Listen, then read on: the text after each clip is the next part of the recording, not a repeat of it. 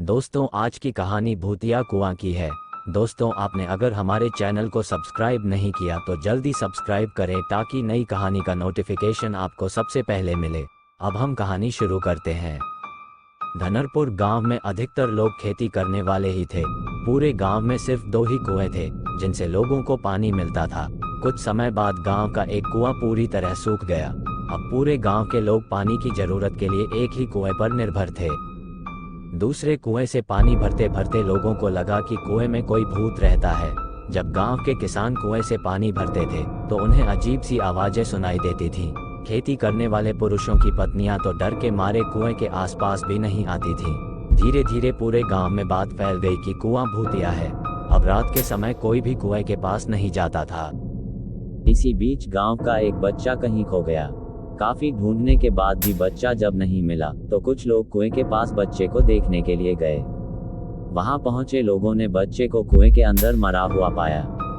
अब एक तो कुएं का पानी खराब हो गया और दूसरा बच्चा कैसे मरा इसको लेकर गांव के सभी किसान परेशान हो गए थे।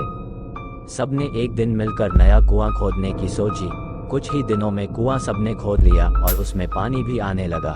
अब पूरे गांव के लोग नए कुएं से ही पानी भरते थे और भूतिया कुएं की तरफ जाना सबने बंद कर दिया था। बड़े लोग तो समझदार थे, इसलिए कुएं के आसपास नहीं जाते थे, लेकिन बच्चे वहां अक्सर खेलने के लिए पहुंच जाते थे। एक दिन 4-5 बच्चे भूतिया कुएं के पास खेल रहे थे। तभी एक बच्चा कुएं में गिर गया। उसके चीखने की आवाज सुनकर पूरे गांव वाले दौड़ते हुए भूतिया कुएं के पास पहुंचे। उन्होंने कुएं के अंदर देखा तो बच्चा मरा हुआ दिखा। सबने उस बच्चे के साथ खेल रहे दूसरे बच्चों से पूछा, आखिर क्या हुआ था? बच्चों ने कहा, वो खेलते खेलते पानी को देखने गया और अचानक कुएं में गिर पड़ा। इस हादसे के बाद गांव वालों ने तुरंत एक तांत्रिक को जाकर कुएं के पास बुलाया। वहां पहुंचकर तांत्रिक ने बहुत सारे मंत्र पढ़े, जिसे सुनकर भूत सबके सामने आ गया। तांत्रिक ने अपनी विद्या का इस्तेमाल करके उस कुएं को छोड़कर जाने के लिए कहा। भूत ने तांत्रिक की बात को मानने से इनकार कर दिया। तांत्रिक ने पूछा, तुम क्यों नहीं जाओगे? यहाँ आकर बच्चे मर रहे हैं, इसलिए तुम्हें जाना ही होगा। भूत ने जवाब दिया, इस कुएं में सालों से मेरा पूरा खानदान रहता आ रहा है, मैं यहाँ से बिल्कुल नहीं जाऊंगा।